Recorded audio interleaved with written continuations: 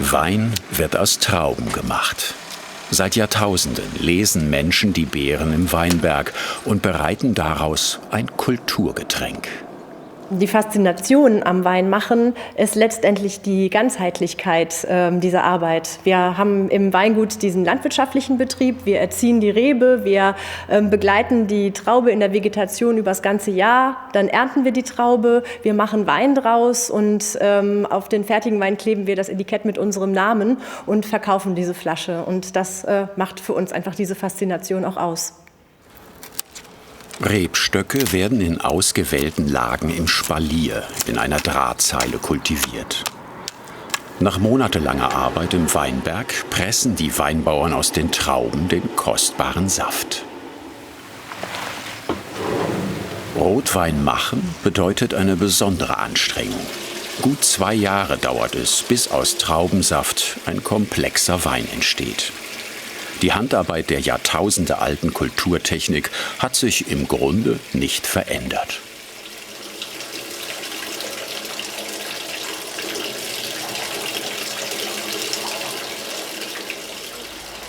Das Rotweinmachen beginnt jedes Jahr aufs Neue im Weinberg, im Winter mit dem Rebschnitt. Und ich stehe jetzt hier im Dernauer Fahrwingert und werde hier die Ruten vom letzten Jahr zurückschneiden. Der Rebschnitt ist eine Aufgabe für Experten. Das richtige Know-how ist für diese wichtige Arbeit gefragt. Der Schnitt während der Vegetationspause im Januar, Februar entscheidet über die Qualität und Menge der Trauben am Stock. Man sieht hier den Trieb vom letzten Jahr, der hier runtergebogen wurde auf dem Draht. Und wir müssen diesen Rebschnitt machen, damit uns die Rebe nicht einfach wild irgendwo hinwächst und wir den Ertrag und die Qualität steuern können. Und vor allen Dingen, dass wir individuell eben auf den Wuchs von jeder einzelnen Rebe eingehen können. Da muss man hier die ganzen Triebe aus dieser Drahtanlage entfernen und muss sich hier am Kopf, das nennt sich Kopf, am Stamm, die Triebe auswählen, die letztendlich die Trauben fürs nächste Jahr tragen sollen. Das abgeschnittene Rebholz wird klein geschnitten und verbleibt im Weinberg. Der Rebschnitt ist eine unheimlich wichtige Arbeit, weil man damit entscheidet, wie viel Ertrag letztendlich die Rebe haben wird, wie vital die Rebe ist. Man muss individuell auf jeden einzelnen Rebstock eingehen. Und das ist eine Arbeit, die kann man nur per Hand machen. Die kann man auch nur machen, wenn man genau weiß, was man tut. Und letztendlich entscheidet man auch stark über die Vitalität der Rebe. Wenn man nämlich jetzt eine Rebe hat, die im Wuchs sehr schwach ist, muss man sie stärker zurückschneiden und weniger Kraft in dieses Triebwachstum zu geben. Und muss dann eben bei einer starkwüchsigen Rebe ein bisschen mehr Holz lassen.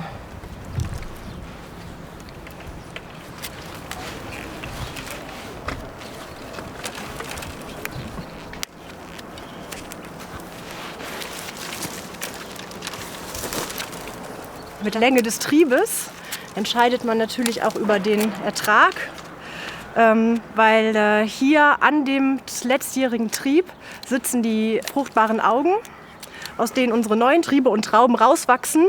Und jedes Auge hier bedeutet einen Trieb mit 1 bis 3 Trauben etwa.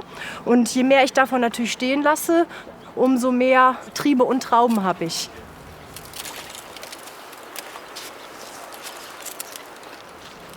Grundsätzlich entscheidet man für den ganzen Weinberg, aber dann auch noch mal für jeden Stock einzeln, um da eben auf die Wuchskraft und die Vitalität jeder einzelnen Rebe einzugehen. Deswegen ist das auch so eine unglaublich wichtige Arbeit, die schon letztendlich mit über die ganze Vegetation und den Wein entscheidet, der nachher dabei rauskommt. Wein wird im Weinberg gemacht und das, was wir dann rausholen, die Qualität kann man im Keller einfach nur erhalten, die kann man nicht mehr verbessern.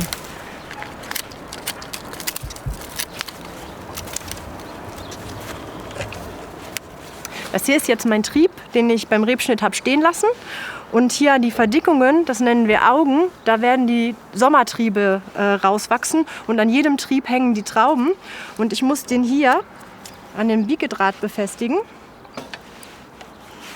damit wir auch eine ordentliche Laubwand, einen ordentlichen Stockaufbau bekommen.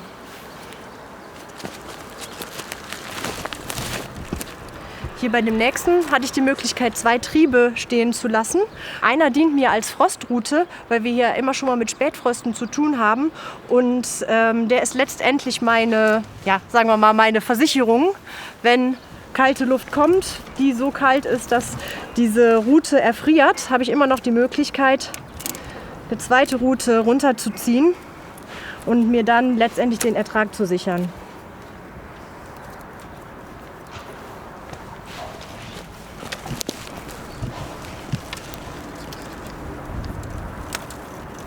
Die Rebe ist letztendlich ein Lianengewächs und möchte immer Richtung Sonne wachsen, also so weit weg von ihrem Stamm wie möglich. Deswegen machen wir beim Biegen hier so einen kleinen Saftstau. Wir knicken es ein bisschen an, damit einfach die Kraft weiter am Kopf bleibt, am Stamm und nicht zu weit einfach nach vorne in den hintersten Trieb geht. Der Weinberg ist eine Einzellage und gehört zu den Spitzenlagen an der Ahr. Der nach Süden ausgerichtete Hang liegt auf einer Höhe von 125 bis 220 Metern. Der Dernauer Fahrwingert ist eine extrem steile Weinbergslage mit einem ganz, ganz hohen Schieferanteil. Und der Schiefer ist extrem zerbröselt, also es ist sehr stark verwittert. Und dadurch ist dieser ganze Boden in diesem steilen Hang komplett durchsetzt mit kleinen Schieferfragmenten. Und das wirkt sich natürlich auch auf den Wein aus. Wir sprechen ja gerne von Terroir, das kommt von Terra. Das hat letztendlich sagt das aus, dass der Boden ganz extrem den Wein beeinflusst, auf dem die Rebe wächst. Und hier haben wir durch diesen hohen Schieferanteil eine ganz, ganz starke und markante Mineralik. Und das macht den Wein ziemlich einzigartig. 3 Monate später, im Frühjahr, erwacht die Vegetation. Der Weinberg ergrünt. Am Rebstock zeigen sich die ersten Triebe.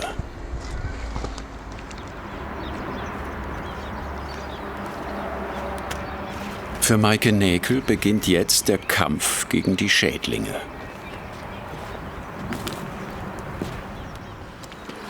Das hier sind Pheromone.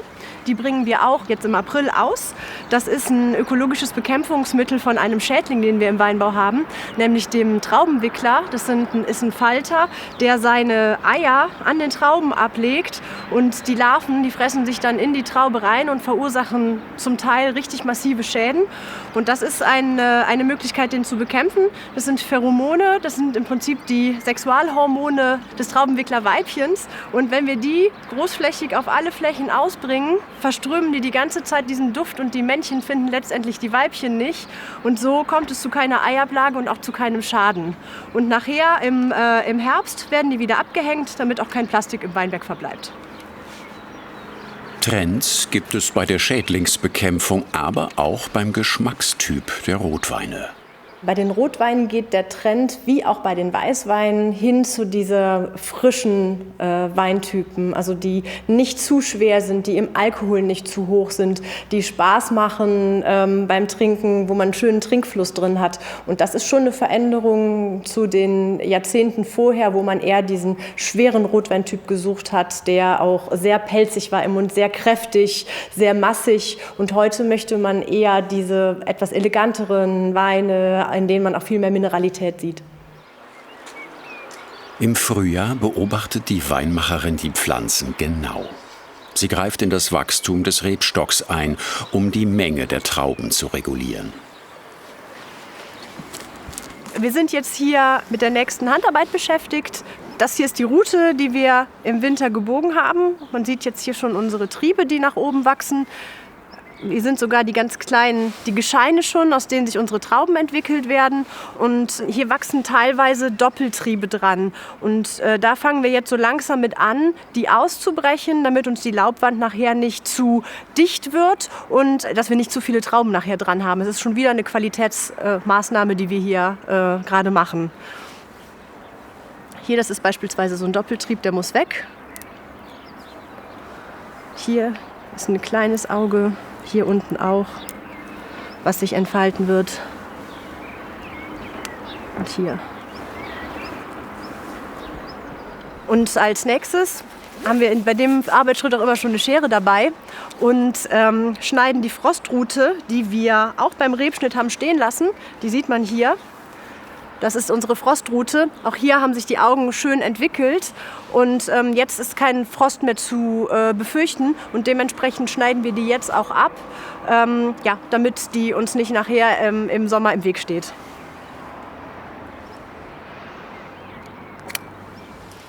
Der Weinberg ist eine Steillage mit bis zu 60% Steigung.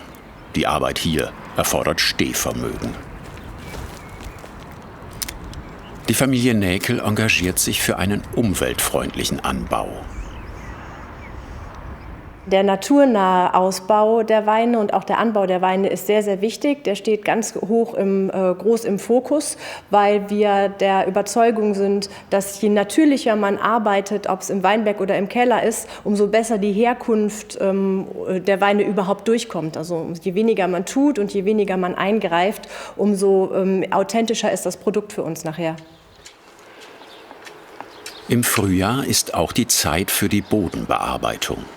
Die Pflanzen auf dem begrünten Unterboden sollen dem Rebstock nicht das Wasser abgraben. Wir haben hier im Steilhang ja nur eine begrenzte Mechanisierungsmöglichkeit und müssen viel Bodenbearbeitung nach wie vor mit der Hand machen. Wir haben zwar Möglichkeit mit der Maschine so eine leichte Lockerung vorzunehmen, aber den Unterstockbereich, den müssen wir einfach mit der Hacke frei machen, um den Reben auch hier im Unterstockbereich so ein bisschen Luft zu geben, die Grasnarbe aufzubrechen und auch gerade in Zeiten des Klimawandels mit weniger Feuchtigkeit im Frühjahr die Reben einfach so ein bisschen von der Begrünung, so ein bisschen diese Wasserkonkurrenz zu nehmen. Wir hacken das hier einmal so ein bisschen auf, lockern das im Unterstockbereich und ziehen uns so ein bisschen in die Gasse rein, um auch hier unsere natürliche Begrünung, die hier drin ist, wir säen hier nichts ein, wir lassen nur das wachsen, was auf natürliche Weise eben hier bei uns angepasst ist, um das aber auch so ein bisschen im Wuchs zu hindern und so ein bisschen hier in die Mitte reinzuziehen und dieses Wachstum von der Begrünung zu verlangsamen und unseren Reben jetzt die nötige Kraft und auch das Wasser zur Verfügung zu stellen.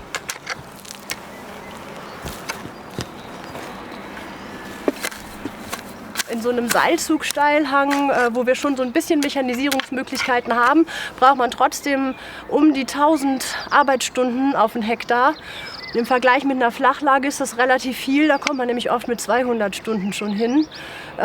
Also hier ist tatsächlich wirklich, wirklich viel Handwerk und Muskelkraft in so einem Steillagenweinbau einfach nötig. Im Weinbau beispielsweise setzen wir nur Produkte wie Schwefel, Kupfer oder Pflanzenstärkungsmittel ein, um da möglichst wenig in die Natur einzugreifen. Wir benutzen keine Herbizide, sondern machen mechanische Bodenbearbeitung. Es ist Sommer. Das Laub ist gewachsen. Dank umweltschonenden Spritzungen gegen Pilze stehen die Rebstöcke gesund in der Sonne. Wir sind jetzt gerade dabei, die Laubwand aufzuheften. Die kleinen Triebe werden immer länger und wir haben hier in unserer Drahtanlage so 4 Heftdrahtpaare, in die wir die Triebe reinstecken, damit sie sich schön nach oben ranken. Und zusätzlich ziehen wir sie ein bisschen auseinander, dass alles gerade steht, dass wir möglichst viel Belüftung in der Laubwand haben, dass das möglichst ordentlich aussieht und schön der Wind durchgehen kann, um Krankheiten zu vermeiden.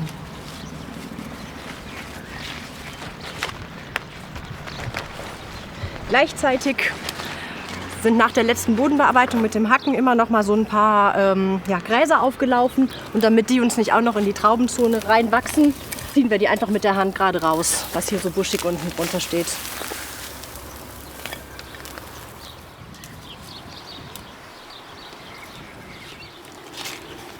Man sieht hier schon, dass die Blüte so langsam startet. Man sieht die eine oder andere Traube, die begonnen hat. Und sobald dieser Prozess durch ist, werden wir auf der Schattenseite einige Blätter aus dem Inneren rausnehmen, um die Trauben frei zu machen und auch wieder hier möglichst viel Belichtung und Belüftung reinzubringen, um die Traube auf eine ganz natürliche Art und Weise gesund zu halten.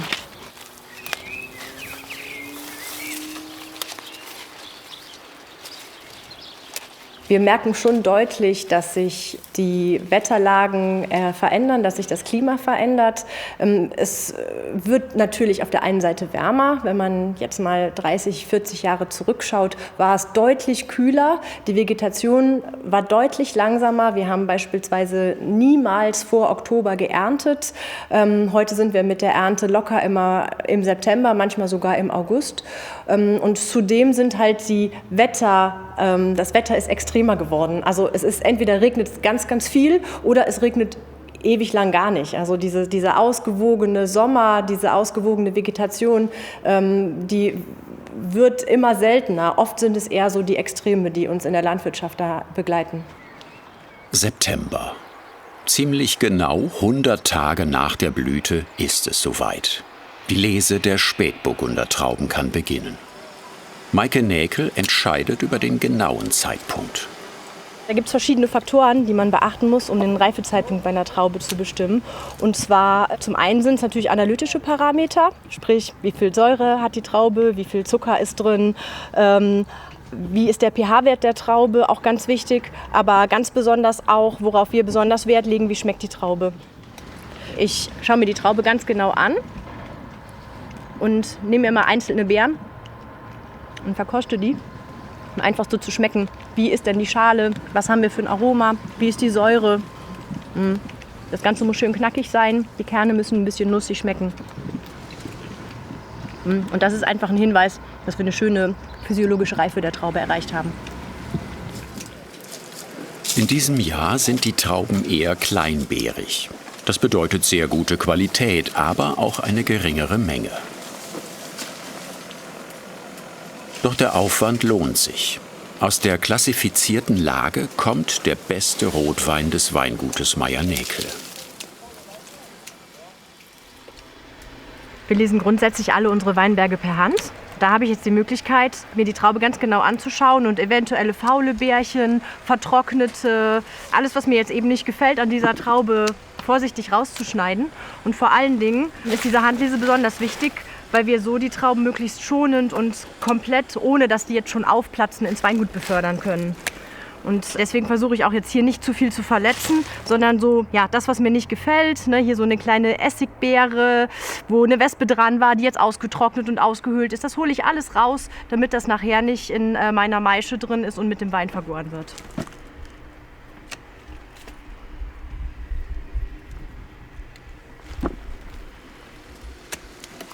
Die Lese in der Steillage bedeutet für Maike und das Ernteteam eine körperliche Herausforderung.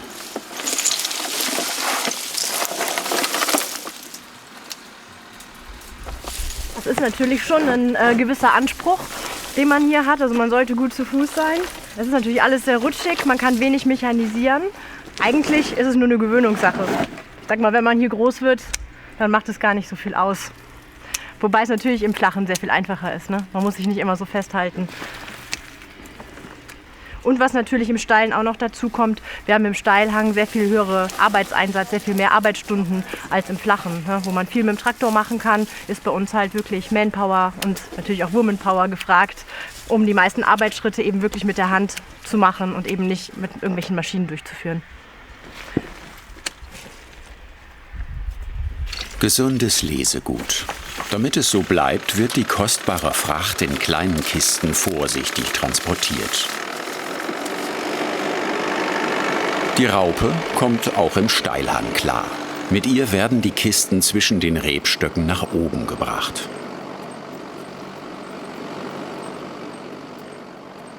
Im Herbst herrscht im Ahrtal in den Weinbergen geschäftiges Treiben. Die eingespielten Leseteams bringen im mit rund 560 Hektar größten geschlossenen Anbaugebiet für Rotwein in Deutschland die Ernte nach Hause.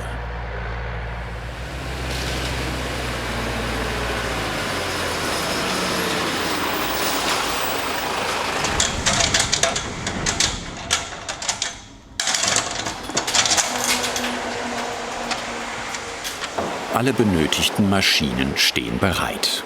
Die Kältehalle ist vorbereitet für den neuen Jahrgang. Auch jetzt ist Handarbeit nötig. Zusammen mit ihrer Schwester Dörte schafft Maike die Kisten in die Halle.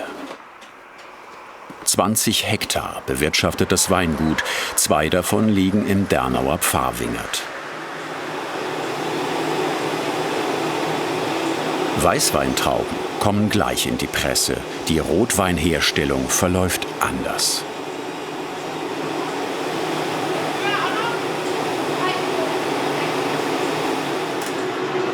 In der ersten Station werden die Beeren vom Stielgerüst der Weintrauben getrennt.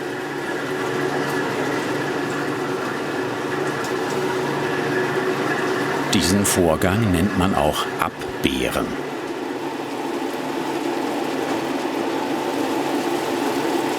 Je mehr Stiele bei den Beeren verbleiben, desto mehr Tannine, also Gerbstoffe und Säure, hat ein Rotwein.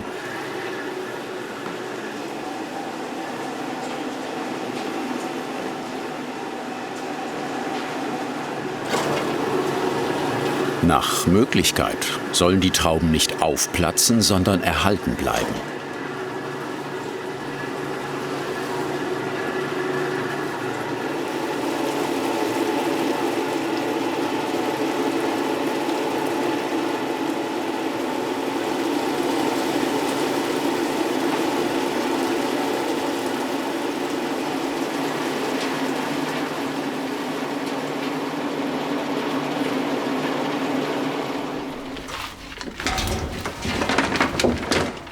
Wir haben die Trauben, die wir geerntet haben, entrappt. Das heißt, wir haben die Beeren vom Stielgerüst getrennt. Man sieht hier die Stiele, man sieht noch schön, wo die Trauben waren. Das ist auch alles schön intakt noch, so soll es sein. Und das ist der sogenannte Entrapper. Da sitzt ein Korb drin und eine Spindel, die im Prinzip diese Beeren abschlägt und hier die Stiele ausscheidet. Das sind jetzt nur noch die Beeren. Und dieses ganze Material, was jetzt hier drin ist, nennen wir Maische. Das sind die Schalen, die Kerne, das Fruchtfleisch und der Saft. Und das werden wir jetzt alles zusammen vergären, um eben aus den Schalen, wo jetzt nicht nur Farbstoff drin ist, sondern auch bestimmte Aromastoffe, Gerbstoffe, alles rauszulösen für die Rotweinbereitung.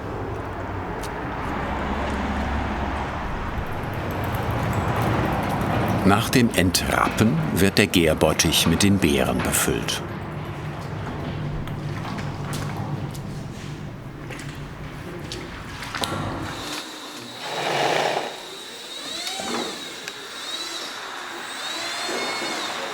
In diesem Behälter wird die Maische die nächsten 3 Wochen verbringen.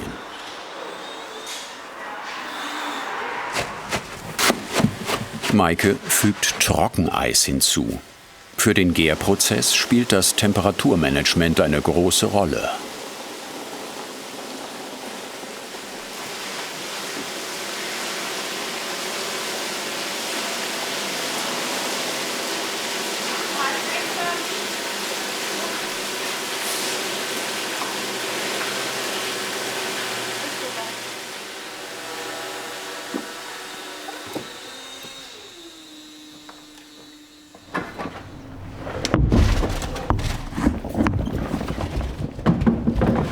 Wir haben jetzt hier schon einen ganzen Teil der Maische entrappt, in den Behälter reingeschüttet und legen jetzt noch so 20% ganze Trauben drauf, die wir mit vergären möchten, um ein schönes Gerbstoffgerüst für den Wein zu haben. Das Ganze haben wir mit CO2 überschichtet, mit Trockeneis, was wir einmal zum Kühlen brauchen, zum anderen aber auch, um diese Maische jetzt, bis sie anfängt zu gären, vor Oxidation zu schützen.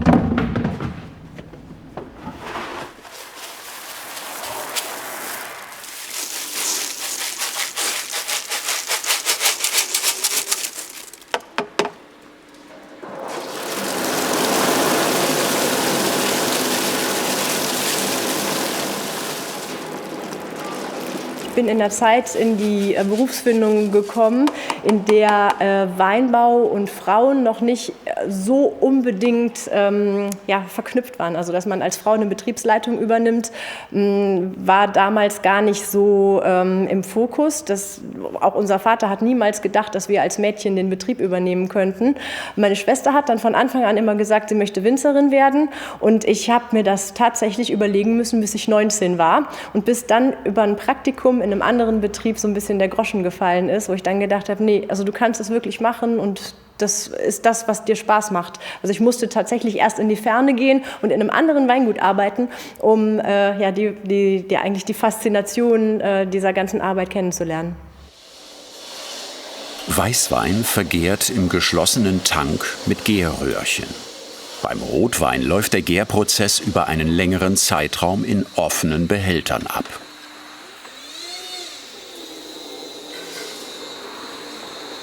Jeder Schritt wird sorgfältig dokumentiert.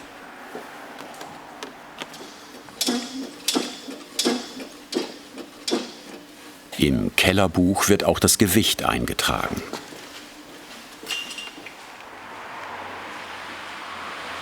Rasch beginnt die Gärung. Schon nach einigen Tagen ist die Fermentation voll im Gange. Zucker verwandelt sich in Alkohol. Parallel werden Farbe und Gerbstoffe aus den Schalen extrahiert. Ich messe hier nochmal das Mostgewicht von der Maische, indem ich ein Refraktometer benutze. Das über einen Lichtschein misst es im Prinzip die Dichte des Mostes und gibt mir an, wie viel Gramm im Prinzip 1 Liter wiegt. Und 1 Liter Wasser wären genau 1000 Gramm und 1 Liter von diesem Most hier sind 1096 Gramm. Das heißt, wir haben 96 Öchsle, das ist eine super Qualität. Wir streben immer so um die Mitte 90 Öchsle an. Davon erwarten wir uns eben ca. 13 Volumenprozent, was für unsere Weine dann genau passend ist.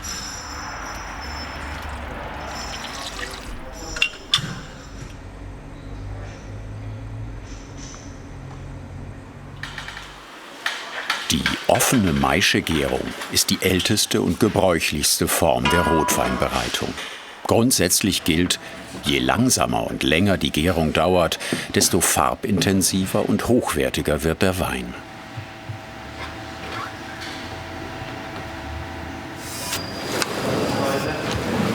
Wir stoßen jetzt die Maische im Prinzip unter.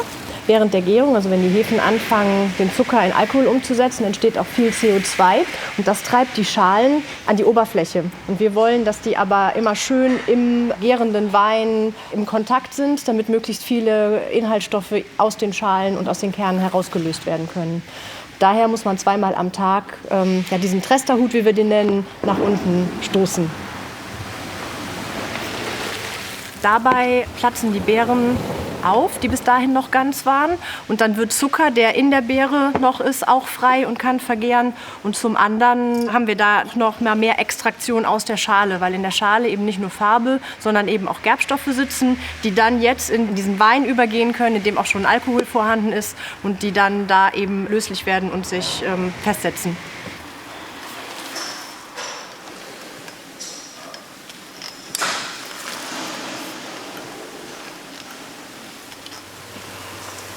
Wir benutzen überwiegend wilde Hefen, also wir machen eine Spontangärung, im Prinzip bei allen Spätburgundern, die wir ausbauen. Das heißt, die Hefen, die aus dem Weinberg mit den Trauben in den Keller reinkommen, machen auch die Arbeit der Vergärung. Das heißt, wir wissen nicht ganz genau, was für Hefesorten das sind. Es sind ganz, ganz viele am Anfang und wir haben dann dadurch eine schöne Aromenvielfalt, weil eben mehrere Hefestämme die Arbeit der Vergärung übernehmen.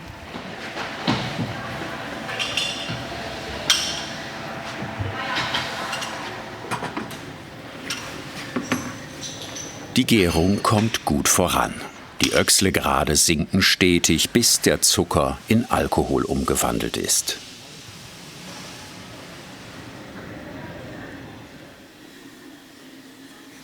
Ich notiere mir hier täglich den Gärverlauf des Behälters, sprich ich messe die Temperatur und die Grad Öchsle, also die Dichte, um zu schauen, ob der Wein richtig gärt, ob die Temperatur nach oben geht, die Öchslezahl nach unten.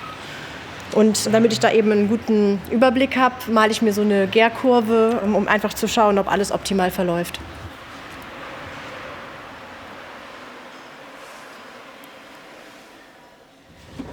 So, wir probieren einfach mal, ob der soweit ist. Jetzt 18 Tage auf der Maische.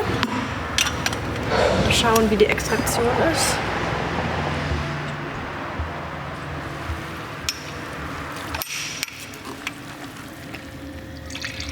Ist durchgegoren.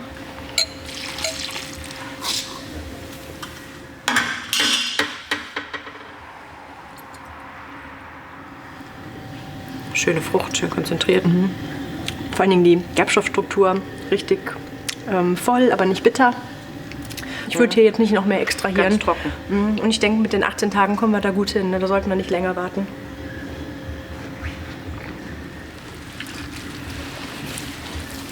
Sehr gut.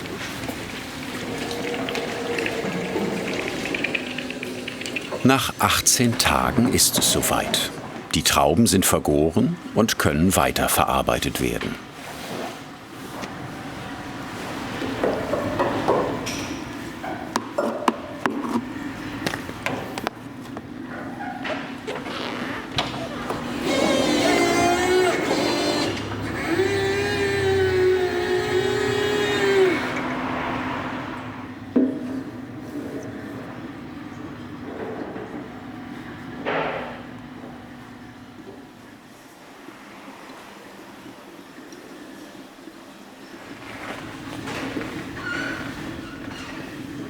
Wir bereiten den Wein für die Pressung vor. Das heißt, wir lassen den jetzt ganz schonend per Falldruck den vergorenen Wein, also den Flüssigbestandteil aus der Maische in diesen Tank reinlaufen per Schlauch. Und die Reste, die Festbestandteile, sprich die Schalen, die Kerne, die Rappenanteile, die werden dann nachher gepresst.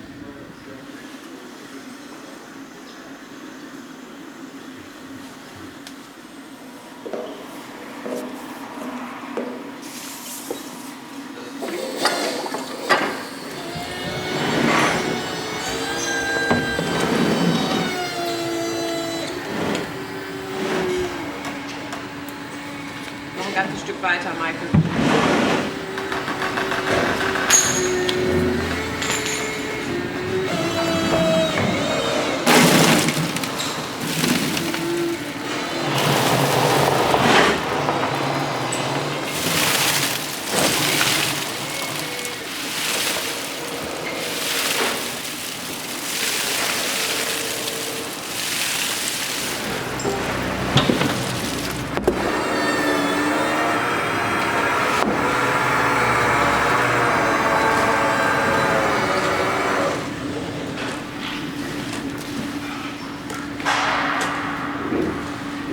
Sieht hier alles so trocken aus.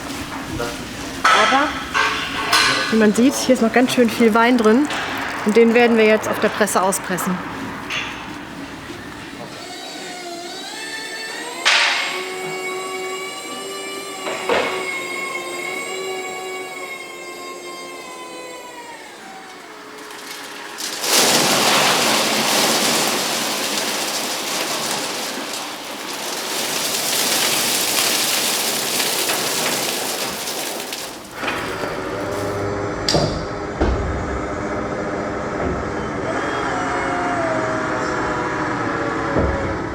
Moderne Traubenpressen haben mit historischen Spindelkeltern wenig gemein.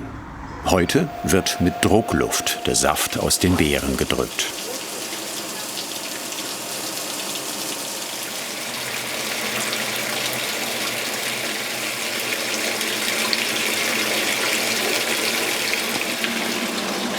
Mundprobe. In jedem Produktionsstadium überprüfen die Weinmacherinnen die Entwicklung der Geschmacksqualität. Schmeckt der Wein reintönig? Gibt es Fehltöne? Oh, wie man fängt schon richtig an, so bitter zu werden. Krass.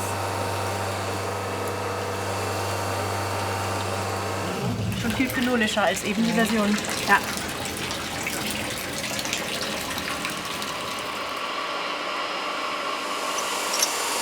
Bisher funktionierte alles mit Falldruck. Jetzt transportiert Maike Näkel den Wein zum ersten Mal mit der Pumpe.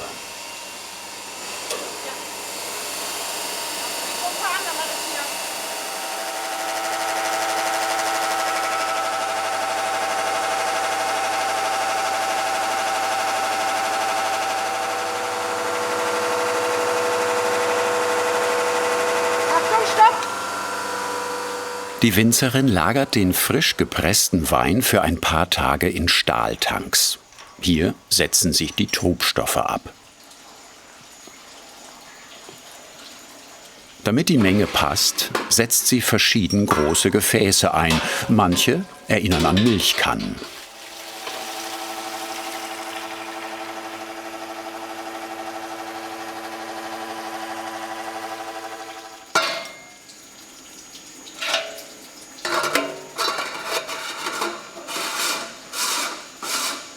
Nach ein paar Tagen hat sich der Trub abgesetzt.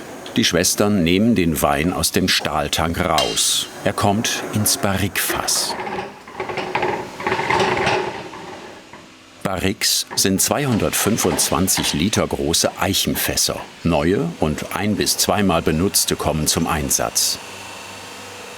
In ihnen reift der Wein 18 Monate lang und nimmt die Aromastoffe des Holzes auf.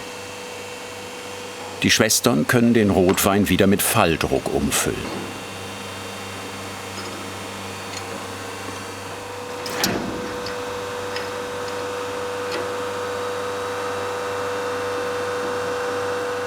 Näkels verwenden neue und gebrauchte Barrikfässer. Die Mischung von frischem, kräftigem Holzton und schwachen Aromen bei schon genutzten Fässern sorgt in der Mischung für die optimale Holznote. Ist okay? Ein bisschen noch. Ja, passt.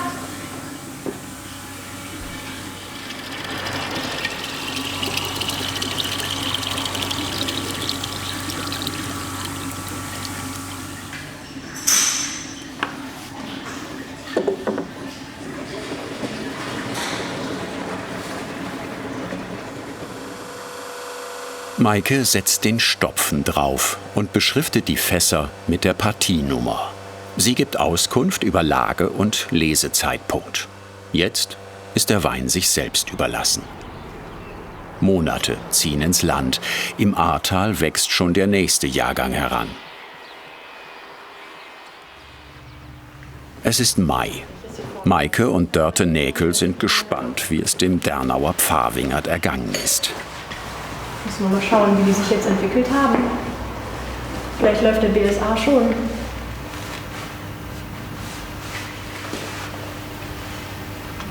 Wir machen hier im Prinzip alle paar Wochen eine Qualitätskontrolle. Wir probieren alle Fässer durch, um den Entwicklungsstand der Weine zu beurteilen, um eventuell entstehende Fehltöne zu vermeiden und einfach immer im Blick zu haben, was mit den Weinen das Jahr über passiert. Weil die jetzt noch so da liegen, wie wir sie im Herbst reingelegt haben, mit der Feinhefe und da auch noch verschiedene Entwicklungsprozesse im Wein jetzt stattfinden und um da einfach immer drüber informiert zu sein.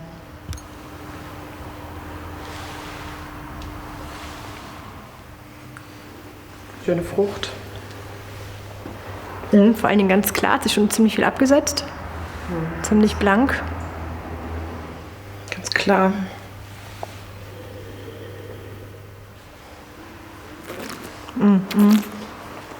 Ist von der Säure noch so. Er hat 100% noch keinen BSA gemacht. Braucht man. Das wird noch was dauern.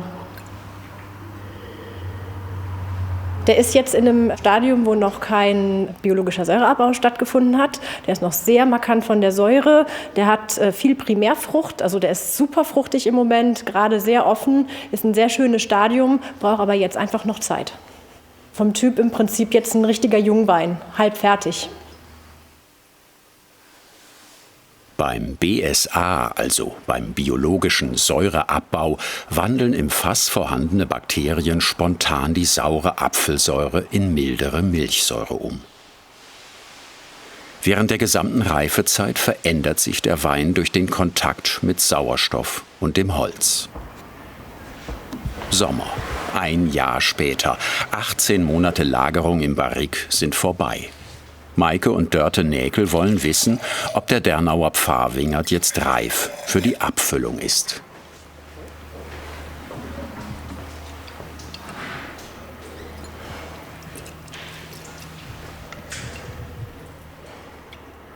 Wie findest du ihn? Gut. Ja, ne? Ja, Ich würde sagen, doch. oder? Von der Entwicklung her passt er jetzt perfekt. Ich denke, können wir rausholen. Schön. Schön Auch schön. blank. Genau, hat sich alles super abgesetzt. Super.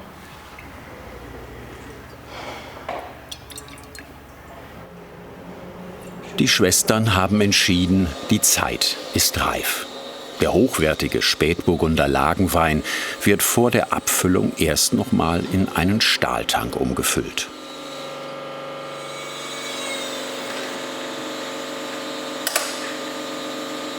Abstich heißt diese Trennung des Weins von der Hefe.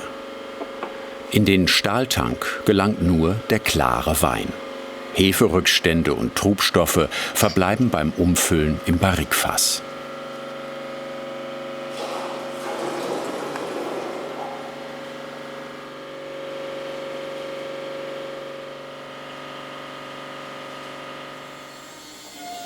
Dörte Näkel entfernt die Reststoffe aus den Eichenfässern.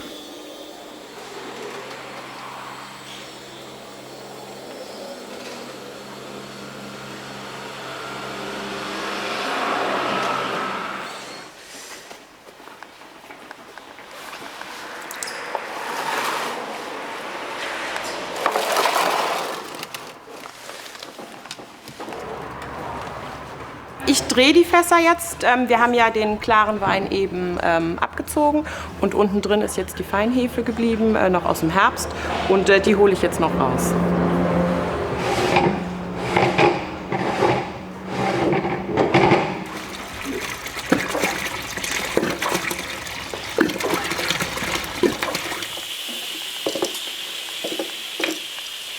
Gemeinsam spülen die beiden Schwestern die Barrikfässer aus und dämpfen sie.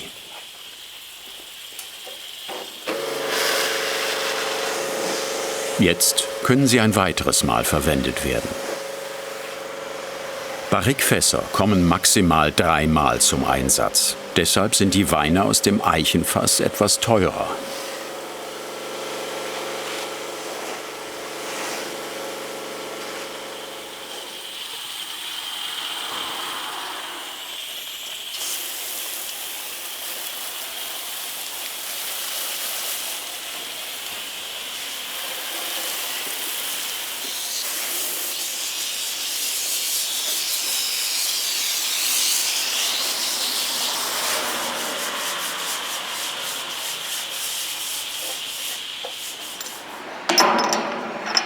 Nach ein paar Tagen Ruhe im Stahltank kann Maike Näkel den 2019er Dernauer Pfarrwingert Spätburgunder endlich in die Flaschen bringen.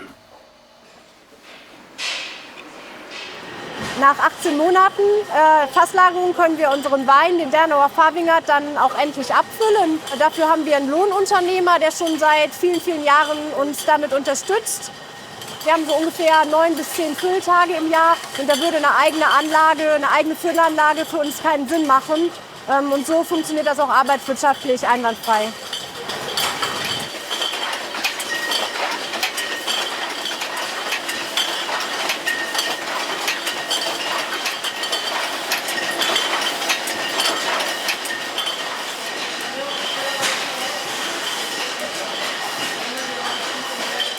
Wir verschließen unsere hochwertigen Rotweine alle mit einem Naturkorken aus Portugal, weil wir der Überzeugung sind, dass das dem Wein für die Lagerung am besten tut. Und zum anderen aber auch, weil der Korkverschluss eine ganz lange Tradition beim Wein hat. Das gehört mit zu diesem kulturellen Erbe des Weins dabei. Vor allen Dingen ist es ein nachhaltiges Produkt, das immer wieder nachwächst. Und daher halten wir auch an dem Naturkorken fest.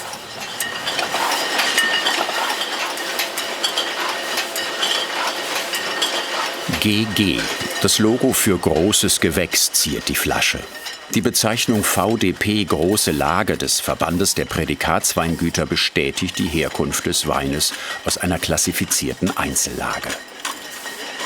Der Pfarrwingert ist das Spitzenprodukt des Weingutes und wird überwiegend über den Weinfachhandel vertrieben.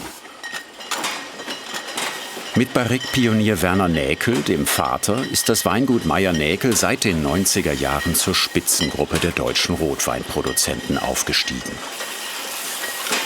Hochwertige Spätburgunder aus Deutschland sind inzwischen auch international gefragt. Die Flasche Pfarrwingert wird für 54 € verkauft.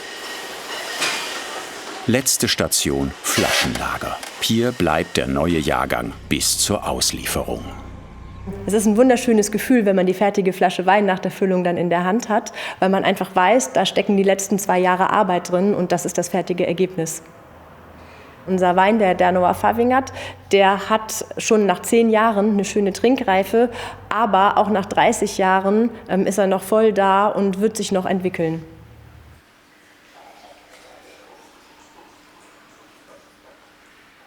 Fasziniert dich Handwerkskunst genauso wie uns? Dann jetzt den Kanal abonnieren und keine Folge verpassen.